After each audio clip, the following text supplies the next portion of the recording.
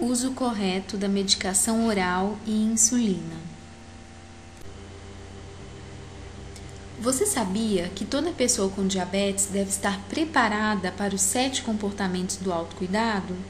São eles: comer de forma saudável, praticar atividade física regularmente, monitorar a glicose no sangue, tomar os medicamentos prescritos, resolver problemas ou obstáculos que possam impedir o autocuidado, ou seja, a pessoa com diabetes precisa estar apta para se sair bem de situações como uma hipoglicemia, uma hiperglicemia, dias de doença, pois nessas situações ela precisará tomar decisões rápidas sobre alimentação, atividade física e medicações.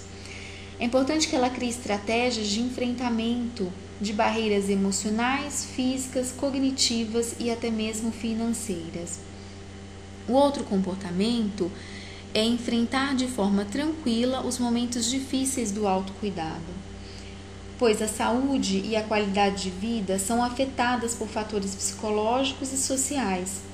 Problemas psicológicos como depressão, angústia, podem indiretamente influenciar a motivação da pessoa em manter o diabetes sob controle.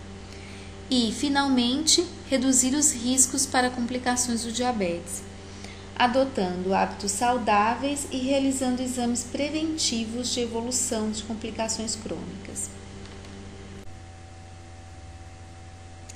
A equipe de saúde deve estar sempre pronta para estimular as pessoas com diabetes a realizarem os 7 comportamentos do autocuidado, estabelecendo planos diários com metas alcançáveis, verificando como essas pessoas se sentem em relação ao diabetes e verificando quanto isso pode atrapalhar a aderência ao tratamento e sempre estimulando as pessoas a vencer as dificuldades do dia a dia. Nesse módulo, vamos falar sobre o comportamento 4, tomar os medicamentos. A equipe de saúde deve estar preparada para orientar e treinar a pessoa com diabetes em relação ao uso correto da medicação.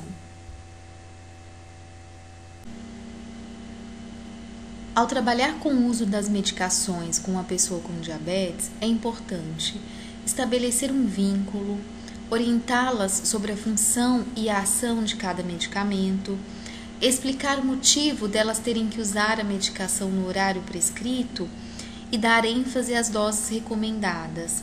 É muito comum observar algumas pessoas tomarem a medicação prescrita toda no mesmo horário do dia, para facilitar o seu dia a dia. Então é importante que eles saibam que a medicação prescrita deve ser tomada no horário e na dose recomendada. Orientá-las sobre os possíveis efeitos colaterais, falar sobre a interação medicamentosa, orientar sobre a relação com as outras ações da terapia, além de estimular a aderência ao tratamento.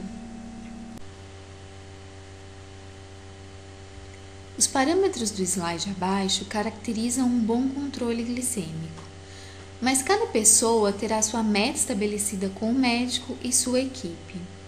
Por exemplo, a Associação Americana de Diabetes estabelece para adultos como um bom controle glicêmico glicemias capilares antes das refeições entre 70 e 130 mg por decilitro e pós 2 horas de uma refeição, glicemias menores do que 180 mg por decilitro.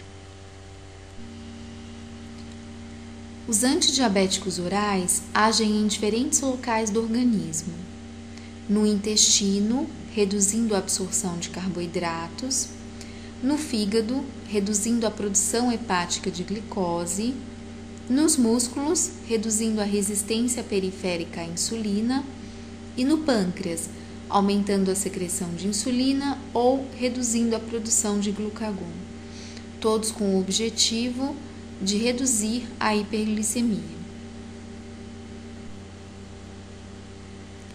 O Sistema Único de Saúde disponibiliza aos usuários com diabetes a biguanida, cloridrato de metformina e as sulfonilureias, a glibenclamida e a glicazida.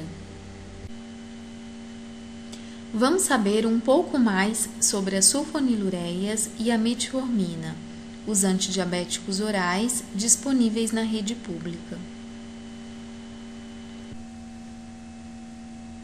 Este slide apresenta as características farmacológicas das sulfonilureias.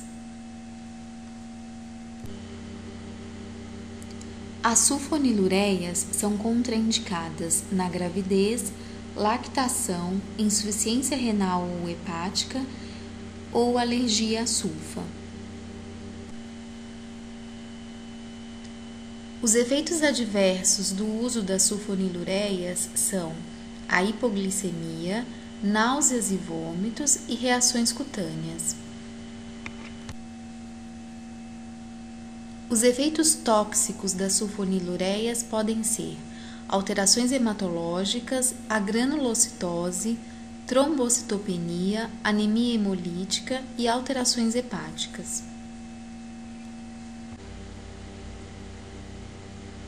Alguns fatores podem aumentar o risco para a hipoglicemia com o uso das sulfonilureias.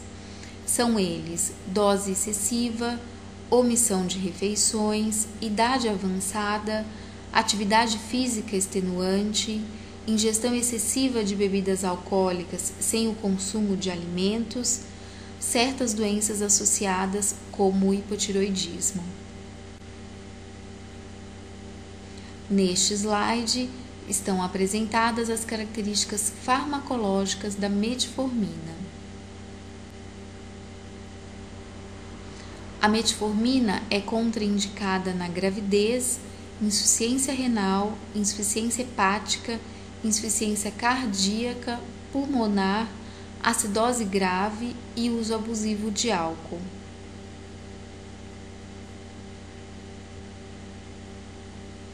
Os efeitos adversos da metformina podem ser desconforto abdominal, diarreia e anorexia. A diminuição de eventos cardiovasculares, a melhora do perfil lipídico e a diminuição de peso corporal são alguns benefícios do uso da metformina. Além disso, a metformina não causa hipoglicemia. É muito comum que pessoas com diabetes tipo 2 utilizem, além dos antidiabéticos orais, outros medicamentos, como para o controle da pressão arterial e aumento das gorduras no sangue. Você pode acessar os arquivos após a aula para ver a lista dos medicamentos disponíveis no Sistema Único de Saúde. Planilhas como essa podem ser úteis para aumentar a aderência à terapia e evitar as trocas de medicamentos. A pessoa com diabetes precisa conhecer bem todos os medicamentos que utiliza, sua ação, os efeitos colaterais, eficácia, doses tóxicas, dose prescrita, horário e frequência de administração, efeito de doses perdidas e atrasos, instruções para viagens e armazenamento, além da segurança, ou seja, se essa medicação pode causar efeitos indesejáveis. O tratamento do diabetes tipo 2 é bastante complexo. Vários fatores podem desmotivar a pessoa a não continuar com o autocuidado, como frequência de doses de medicamentos maiores do que 2 vezes por dia, o alto custo do tratamento, a falta de autoconfiança, a falta de educação e informação sobre o uso da medicação utilizada. A doença pode causar depressão e a pessoa pode ter medo dos efeitos colaterais de tanta medicação que ela utiliza. Vamos falar agora sobre o tratamento do diabetes com o uso da insulina. Pessoas com diabetes tipo 1 devem utilizá-la desde o diagnóstico e pessoas com diabetes tipo 2 podem utilizar insulina em qualquer período do tratamento. A dose é diferente para cada pessoa e muitas vezes é necessário o uso de 2 tipos de insulina. O Sistema Único de Saúde disponibiliza aos usuários com diabetes as insulinas NPH e regular. No próximo slide estão descritas as insulinas NPH e regular disponíveis no mercado brasileiro, nome comercial, perfil de ação e aspecto.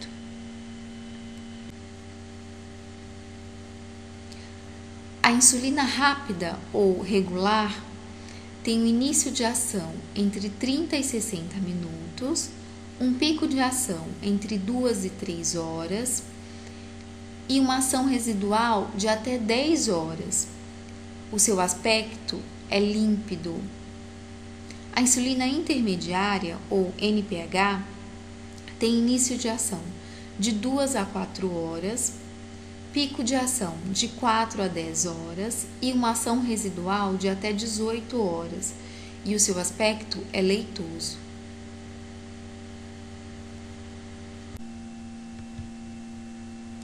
Esse gráfico é bem útil para mostrar às pessoas com diabetes como funciona a secreção de insulina em uma situação normal, ou seja, para quem não tem diabetes.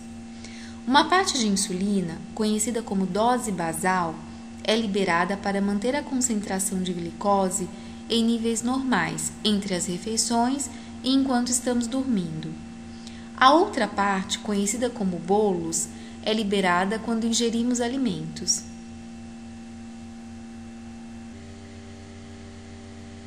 Nos próximos slides serão apresentados 3 dos esquemas mais clássicos utilizados para o tratamento intensivo da pessoa com diabetes em uso de insulina NPH e regular.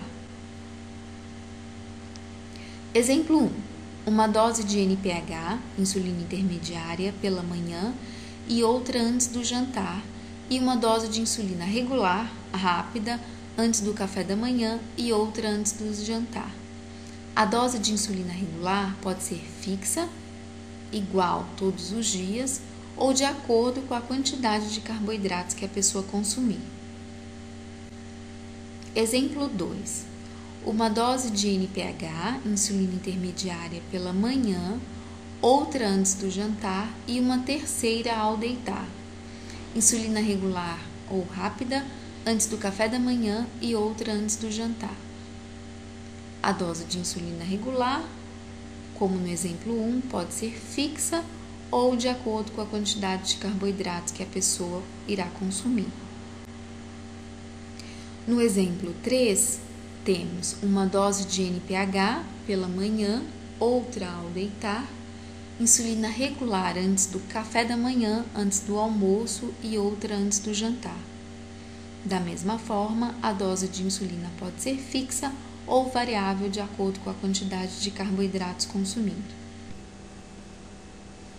A partir de agora, a continuidade dessa aula será por meio de vídeos com orientações sobre conservação de insulina, tipos de seringas, locais de aplicação de insulina, preparo da insulina, preparo de misturas de insulina NPH e R, aplicação de insulina e descarte do material descartável.